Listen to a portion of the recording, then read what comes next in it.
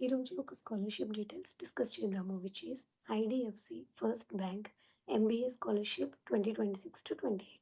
ఈ program full time MBA కోర్స్లో first year చదువుతున్న స్టూడెంట్స్కి ఫైనాన్షియల్ సపోర్ట్ చేస్తుంది.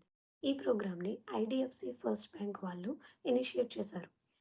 ఈ ప్రోగ్రామ్ యొక్క మెయిన్ ఉద్దేశం ఏంటి అంటే స్టూడెంట్స్ ఎవరైతే వాళ్ళ ఫ్యామిలీ యాన్యువల్ ఇన్కమ్ అనేది 6 lakhs కన్నా తక్కువ ఉంటుందో ఆ ఫ్యామిలీ స్టూడెంట్స్కి ఫైనాన్షియల్గా సపోర్ట్ చేసి వాళ్ళ పోస్ట్ గ్రాడ్యుయేట్ మేనేజ్మెంట్ ఎడ్యుకేషన్ని కంటిన్యూ చేయడానికి హెల్ప్ చేయడమే ఈ ప్రోగ్రామ్ మెయిన్ ఎయిమ్. ఈ స్కాలర్షిప్లో సెలెక్ట్ అయిన స్టూడెంట్స్కి వాళ్ళ 2 year ఎంబీఏ కోర్స్లో per year 1 lakh rupees scholarship అమౌంట్ని ప్రొవైడ్ చేస్తారు. అంటే 2 yearsకి టోటల్ అమౌంట్ వచ్చి 2 lakh rupees స్కాలర్షిప్ అమౌంట్ని ప్రొవైడ్ చేస్తారు. సో ఇలాంటి గోల్డెన్ ఛాన్స్ని మిస్ చేసుకోకండి. ఈ స్కాలర్షిప్ రిలేటెడ్ డీటెయిల్స్ అన్నీ కూడా బ్రీఫ్గా ఈ వీడియోలో ఎక్స్ప్లెయిన్ చేస్తాను. వీడియో ఎండ్ వరకు చూడండి అండ్ వీడియో ఎవరికైతే యూస్ అవుతుందో వాళ్ళకి తప్పకుండా షేర్ చేయండి. Hello, welcome to my channel or welcome back to my channel. మా ఛానల్లో government jobs, scholarship content with complete information share చేస్తూ ఉంటాను.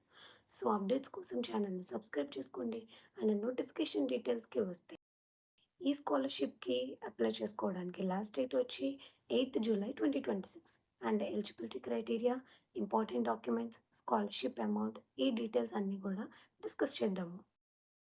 ఈ స్కాలర్షిప్కి అప్లై చేసుకోవడానికి ఎలిజిబిలిటీ క్రైటీరియా చూద్దాం. ఫస్ట్ ఎలిజిబిలిటీ వచ్చి ఈ స్కాలర్షిప్కి అప్లై చేసుకోవాలనుకునే స్టూడెంట్స్ ఇండియన్స్ అయి ఉండాలి. అండ్ నెక్స్ట్ ఎలిజిబిలిటీ వచ్చి students 2 year full time MBA ప్రోగ్రామ్లో ఫస్ట్ ఇయర్లో కంపల్సరీ ఎన్రోల్ అయి ఉండాలి. నెక్స్ట్ ఎలిజిబిలిటీ వచ్చి స్టూడెంట్స్ వాళ్ళ ఫ్యామిలీ యాన్యువల్ ఇన్కమ్ అనేది 6 lakhs ఆర్ అంతకన్నా తక్కువ ఉండాలి.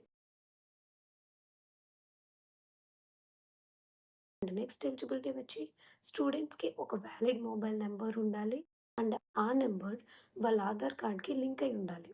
అండ్ ఫైనల్ ఎలిజిబిలిటీ వచ్చి స్టూడెంట్స్ వాళ్ళ ఫ్యామిలీలో ఎర్న్ చేసే member IDFC first bank employee కాకూడదు. ఆ బ్యాంక్ ఎంప్లాయీ ఫ్యామిలీ మెంబర్స్ ఈ స్కాలర్షిప్కి అప్లై చేసుకోవడానికి ఎలిజిబుల్ కాదు. సో ఈ ఎలిజిబిలిటీ క్రైటీరియా రీచ్ అయిన స్టూడెంట్స్ ఈ స్కాలర్షిప్కి అప్లై చేసుకోవచ్చు. సో అప్లై చేసుకోవడానికి కావాల్సిన డాక్యుమెంట్స్ వచ్చి ఫస్ట్ అడ్మిషన్ రిలేటెడ్ డాక్యుమెంట్స్ని సబ్మిట్ చేయాలి. Such as admission proof submit చేయాలి. దానిలో name of the institution, admission year and batch డీటెయిల్స్తో అడ్మిషన్ ప్రూఫ్ని సబ్మిట్ చేయాల్సి ఉంటుంది. అండ్ ఫీ రిసీట్ కాపీని సబ్మిట్ చేయాలి. And second residence proof or age proof details submit చేయాలి. Such as birth certificate or 10th passing certificate or passport అయినా మీ దగ్గర ఏది అవైలబుల్గా ఉంటే అది సబ్మిట్ చేయొచ్చు. థర్డ్, ఇన్కమ్ ప్రూఫ్ సబ్మిట్ చేయాలి. మీ ఫ్యామిలీలో earning members income certificate submit చేయాలి. అండ్ ఇన్ కేస్ మీ ఫ్యామిలీలో ఎర్నింగ్ మెంబర్స్ లేకపోతే నో ఇన్కమ్ సర్టిఫికేట్ని కంపల్సరీగా సబ్మిట్ చేయాలి. ఫైనల్గా లిస్ట్ ఆఫ్ డాక్యుమెంట్స్ మెన్షన్ చేశారు.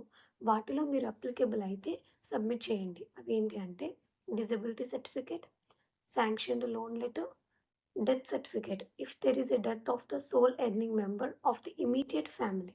అండ్ ఫైనల్గా ఎంబీఏ పర్సూ చేయడానికి అదర్ స్కాలర్షిప్ బెనిఫిట్స్ మీరు తీసుకున్నట్లయితే ఆ డాక్యుమెంట్స్ని కూడా సబ్మిట్ చేయాల్సి ఉంటుంది. ఈ స్కాలర్షిప్కి ఎలిజిబిలిటీ మీరు రీచ్ అయి ఉంటే కనుక దానికి రిలేటెడ్ డాక్యుమెంట్స్ని రెడీ చేసుకుని లాస్ట్ డేట్ వరకు చూడకుండా ఫాస్ట్గా మీ అప్లికేషన్స్ని ఆన్లైన్లో సబ్మిట్ చేయండి. ఫస్ట్ వాళ్ళ అఫీషియల్ వెబ్సైట్లో మీ ఆధార్ అండ్ మొబైల్ నెంబర్ని వెరిఫై చేసుకుని లాగిన్ ఐడి అండ్ పాస్పోర్ట్ క్రెడెన్షియల్స్తో లాగిన్ అయ్యి అప్లికేషన్ ఫామ్లో మీ డీటెయిల్స్ని ఫిల్ చేసి మెన్షన్ చేసిన డాక్యుమెంట్స్ని అప్లోడ్ చేసి మీ అప్లికేషన్ ఫామ్ని సబ్మిట్ చేయండి. అండ్ మీకు ఈ స్కాలర్షిప్ రిలేటెడ్ ఎలాంటి డౌట్స్ ఉన్నా సరే you can comment down below your query.